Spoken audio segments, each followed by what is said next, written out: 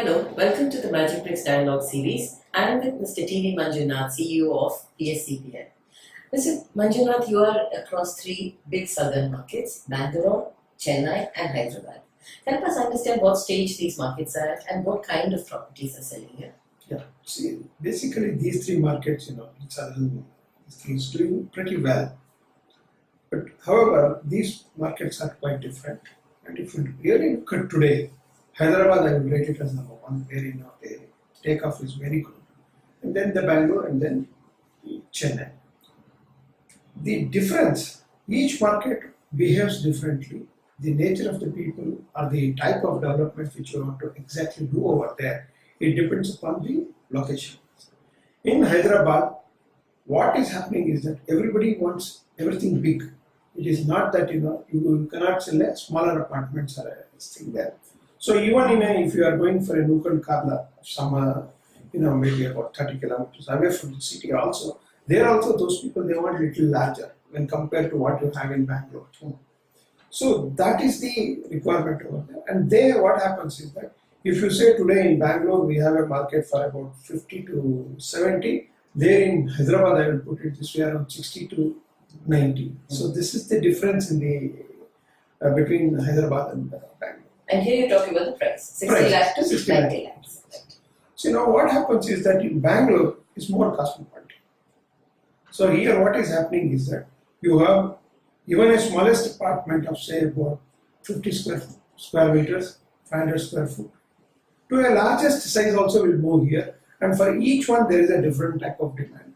And here the price sensitiveness is also less in Bangalore. In the sense, they are looking for the price, they are looking for the ticket size, but what happens is that they weigh the pros and cons of the project and take a definite decision on that. And even if there is a marginal difference in the price, people will go for it, looking at the project, looking at the location, looking at the developer too. So like that, they have a parameter to decide and they will go because of maybe a tech city, this is a tech city. So that is one of the reasons for that.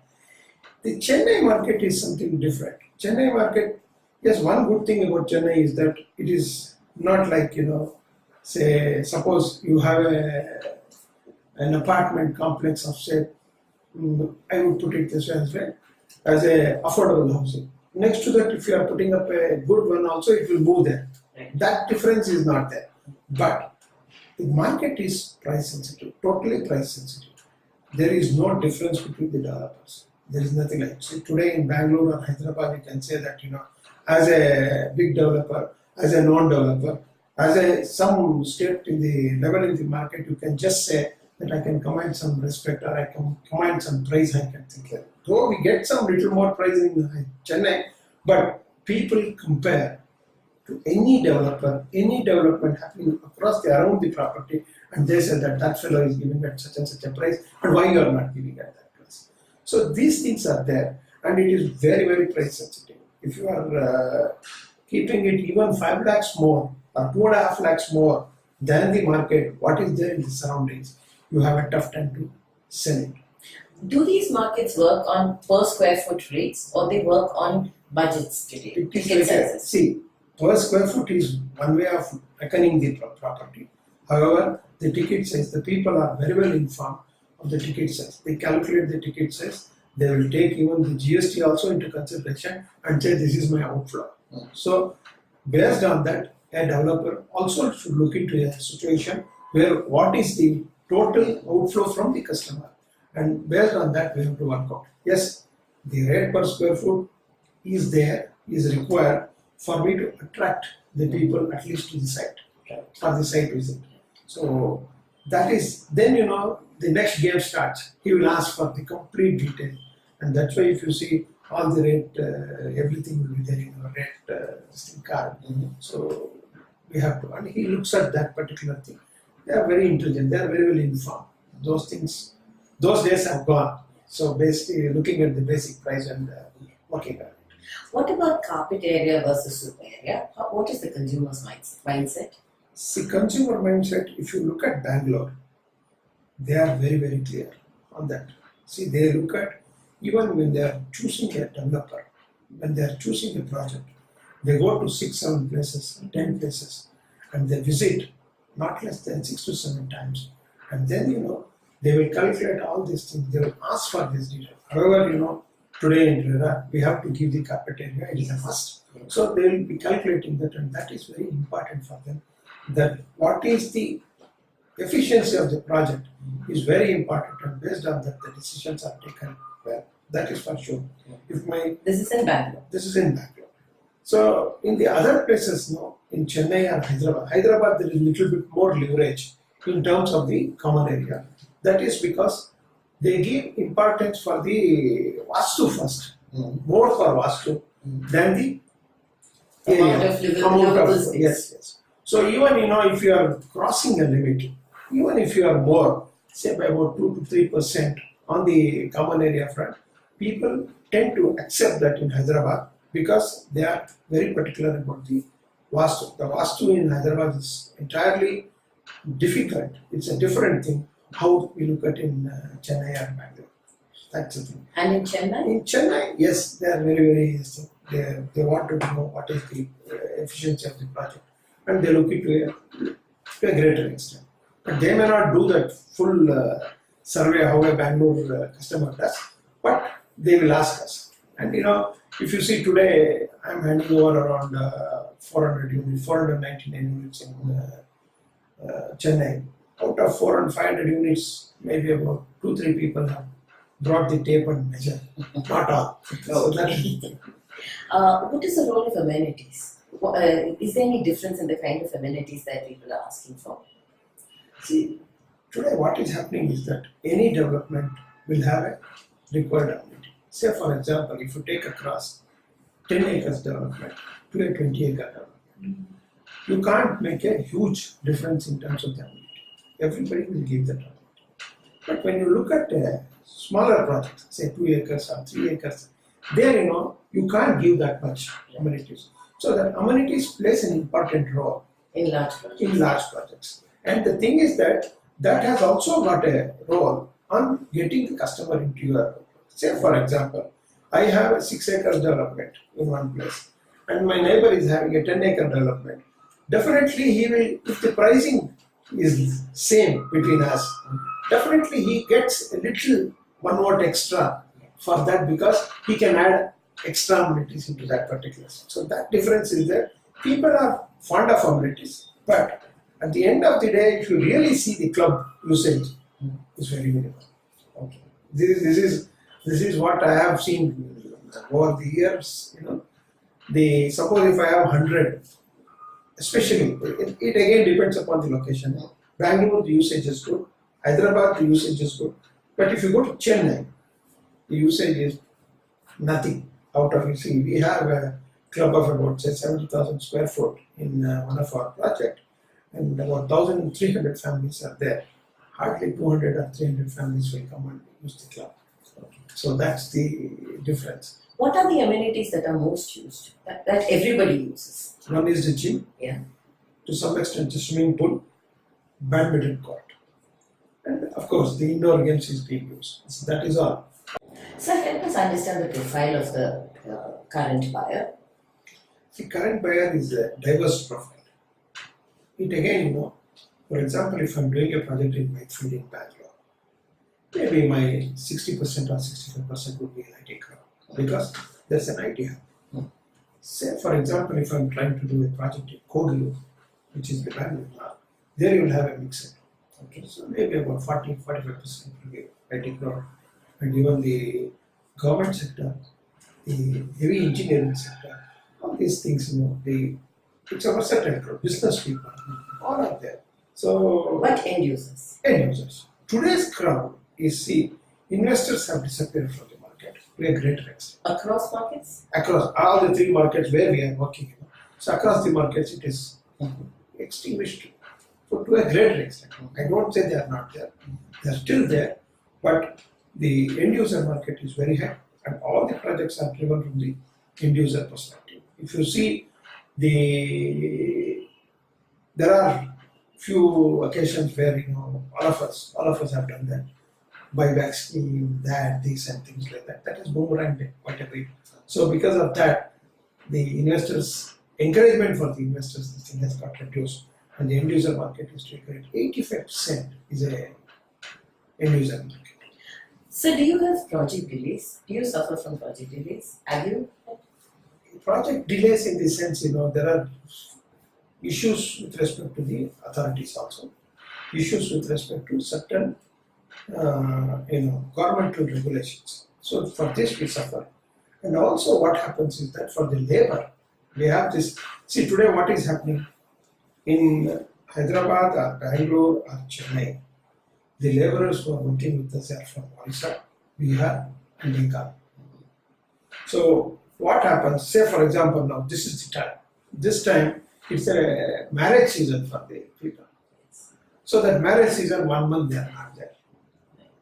And what happens, for example, West Bengal elections that recently got concluded. Then they will go away, they will never come back. So for these things we have problem. Number two, an example, exact example to give in Chennai, there is a problem with the mining. That means sand supply was not there. That did not get resolved for 1.5 years. Imagine the plight of the developers who have given timeline that you will supply on such and such a date. So these are some of the things which give us, the delays are there. Even in our projects there are some delays. Not that it is not there. How do you communicate the delay to you? The delay is communicated basically in terms of the delay, what happens to with respect to which is beyond our thing. We just put it on that. We calibrate, we make an attempt and say that we add that newspaper clippings, and also we will use the PMC who is there as a certifying body. So these are all some of the things which we will try to communicate. And more or less, you see, when the project is going in a full swing, and the people also understand that, so thereby, to some extent, you are safeguarded. Of course, in any community, I think that there will be some 5 to 10% who create a little bit of a disturbance over there. So we have to manage these customers. But in the RERA and GST era, do delays impact you more? Definitely with the RERA component, we have to hand over the building on time. There is no, as I was mentioning in a couple of other forums also, what I feel is that the agreement which we are drafting, agreement which we are signing, agreement which is prescribed in RERA also need to be looked into a greater detail, because the definition of force majeure class need to be addressed in a better way. In terms, what I am trying to say is that even the governmental requirements also need to be considered over there by virtue of timeline approvals. And that, see, the delay in the approval, in the sense, for example, in Karnataka, in Bangalore, I have a point of obtaining a commencement certificate, which is not there anywhere. Either Hyderabad or Chennai, it is not there. So we call CC here. That CC certificate, if it doesn't come on time, I can't cast the second slab. Okay, so those delays should come out of this system. So then the developer is also, and also I also always consider that as this thing, whatever the regulation which has come in is fine, that you should hand it over on time and all those things is fine. But these sort of minor adjustments, if it is made, then it can become a better law and better way of both the sides will be meeting in a proper perspective. So that's what I feel. And GST, the input credit, are you passing it on to the consumer? See, input credit, it is not just like that we cannot pass it on to the customer. It is an inbuilt exercise. That means when you are fixing up your price, say 4,000, 5,000, 6,000, whatever the pricing, that is fixed on what basis? You are taking your land cost, you are taking your construction cost. In the construction cost, when you are taking the construction cost, it's automatically that is passed on to the customer. There is not like, I will say 2,500 rupees is my construction cost. I've got an input credit of 100 rupees, I'll give you. It is not like that. When we are fixing up the price itself, you have taken that into consideration and putting up the price. there is nothing like you can pass it on to the customer on that particular thing. Is there for ongoing projects? Is there a passing on of input credit for projects under construction, or it's not an issue? It is not an issue there. See, because you see what happened, whatever which is there, earlier I have paid back. Whatever the balance money is there, he is going to pay me the GST. And now you have another problem also. So that once you complete the project, you don't have GST. Yes. So, but I cannot claim the credit for 100% when I sold only, when I have sold only 60 or 70%. So balance 30% I have to pay back. So that is it is there. It is still It's sorting itself out. it's sorting itself out. Still, I think Early. it may take early. So maybe another 1 year, everything will be set. Right. So how when VAT came in, all of us, Yes. we had problems. Similarly, we have with this GST, but I think it has settled down. According to me, I feel it has settled down. It will settle down further. That whatever that fine tuning is going to be done. That's it. So, if there is no GST on completed projects, are you seeing consumers going for completed units to save on the GST, or it's not a big issue? See what happens if the price is increasing in an increasing market. It's a very big issue. Yeah. Okay. Say for example, I have bought a property at 3,500, and at the end of the day, I'm reaching 4,500. Then definitely, even if you don't have GST, 3,500 is a better. Yes. So for that need to be seen on a case-to-case basis. Where is the project and how is my pricing? How exactly it is increasing? So on that particular thing, we have to take that into consideration. And in flattish markets, where between the beginning and the end, there's not too much difference. Not too much different. So that is why there, you see again, this is one parameter of looking at it. Again, there are other parameters to decide on a flat. So this, yes, in a flat market, yes, I agree with you to some extent that yes, after the construction, people will prefer. But in Chennai, the scene is different. By buying a project after the completion, sometimes it may become expensive also. Because in Chennai, we have a situation where you are still registering the undivided flat. You are not registering the flat. But once you complete and obtain the completion certificate over there, you have to register for the full value. Okay. So then your stamp duty is on a higher side. So whatever you pay on a GST Yes. versus the stamp duty will be definitely at least 20% more. Only in that money I'm saying, absolute figures. Yeah. Not in terms of percentage on the project value. I'm saying, say here you are paying 2 lakhs as GST for me. Yeah. Here you will be paying at least 2.6 or 2.7 lakhs or 3 lakhs as your stamp duty. That's only in Chennai. Only in Chennai. Because that's the only place where we have still registration of undivided flat. Okay. Right. So now we are going to ask you, as a person who's been in the market for a long time, you have been in touch with consumers for a long time. We'd like the consumers to get the benefit of your expertise. When a consumer is buying, I'd like you to give us 5 things that a consumer should look for so that he finds the best deal for himself. Normally what we find is that budget is a starting point. Everybody says that this is my budget and where can I get? Location seems to be another important thing. If you could just give us your advice to consumers, how to look for the best property and how to make sure that you're getting the best deal out of it. See, I agree with your point that budget is the main criteria for them to buy. But when you are still in India, whatever this house is an emotional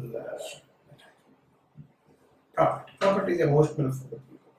So when you are making an investment on an emotional thing, somewhere the budget you have to keep it aside for a moment, and then you should look at the other parameters and then come to the budget little later, because there are varieties of methodologies where you can increase your budget with your whatever you have.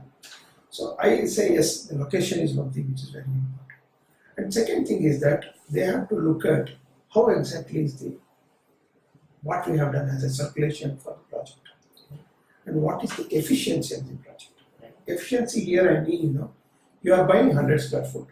What you are getting actually to use after leaving your wall heel and things like that. So that's the carpet area. So that efficiency you have to look at it. And the third thing is that what are all the commercial specifications which is being promised and what is being shown over there. I mean, why I am differentiating between specification, commercial and technical is that commercial is one which you see with your eyes. Technical is what is hidden inside. And also, what happens, the awareness is so high amongst the consumers. Consumers can differentiate in terms of what is the quality of the workmanship in terms of what is your liner levels of the building, the lintel is like this. So all those things they can make. So that is the third point. And then they should look at the budget. So thereby what happens is that if you are looking at a specific, say for example, you are in a position to spend 50 lakhs. Even in that area, which location you are preferring, even if somebody, one more developer where you feel the other parameters are good, where you are getting about 2% extra efficient space, the circulation within the within the flat is good. So for that, if you have to weigh whether the 2.5-3 lakhs extra and paying there is good or not, and then take a decision because it's an emotional decision. And it is a decision you get. What happens is that once you take a flat, you would love to live there. So, and also, see, to explain you, even if a person has got somewhere in Yelahanka his house, he will go and work in Electronic City because that much of attachment is built in India. Unlike Western countries where they move along with the suitcase to the closer to their workplace. So that's the thing. So because of that, little bit of extra, I think they should look at it, but they should first look at the other parameters, the quality, the efficiency, what they are getting, and the commercial specifications which they are getting. And what exactly is the material which is being used. Today, the net is so good for them to analyze which is better and which is not. For an average consumer who's buying a house, who doesn't know how to check on quality, would you like to give a small advisory on what are the elements you should check for? See, the one thing is that, so what happens is, you always, when you measure a carpet area when you are giving it to the naked wall. If you see any plan, what the architectural plan which we do, is on a naked wall. So if at all, if you are so curious on looking at how exactly is the work done inside so if you measure on a plastered surface, you can have 1 inch difference. That means, suppose you have 10 feet, 1 inch on either side, it will be 9 feet, 10 inches, okay? So if that is more, you can understand what is inside. Right. Okay. See, that is the thing. So you need to take a decision based on such parameters, which is you are coming to a conclusion that yes, there is a problem with the wall. That is why, instead of 1 inch and plastering on either side, you are getting 2.5 inch and 2.5 inch. So you lose 5 inches space. So these are all the things which they can look into that and get it. Number one. Number two is that what happens is that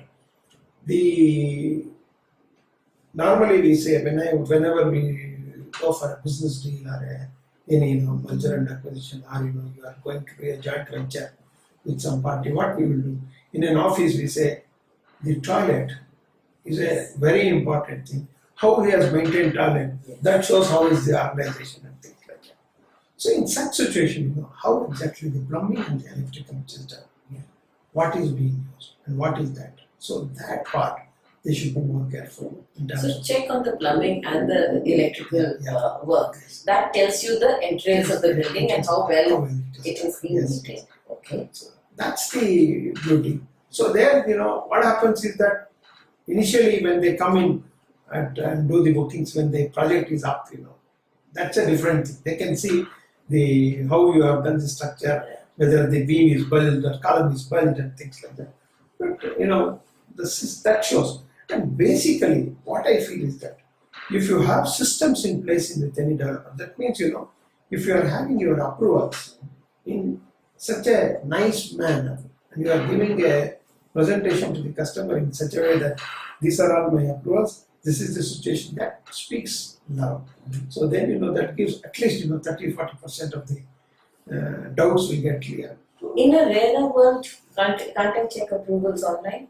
You can check, but what happens is that still it will take a longer time because some of the states have not kept that particular, even including Karnataka. If you really look at it, I can't upload anything. Maybe you cannot see some of the things, the progress and things like that. Yes, the documentation which I am doing, they can see approval and things like that. Yes. You were telling me in different markets under RERA, there are different stages. Yeah. Eventually, they'll all come to the same stage. Yes, definitely. Eventually, what happens over a period of time, we all get tuned to that, and then the RERA also, which is a new law for the country, it will come up and then reach that stage.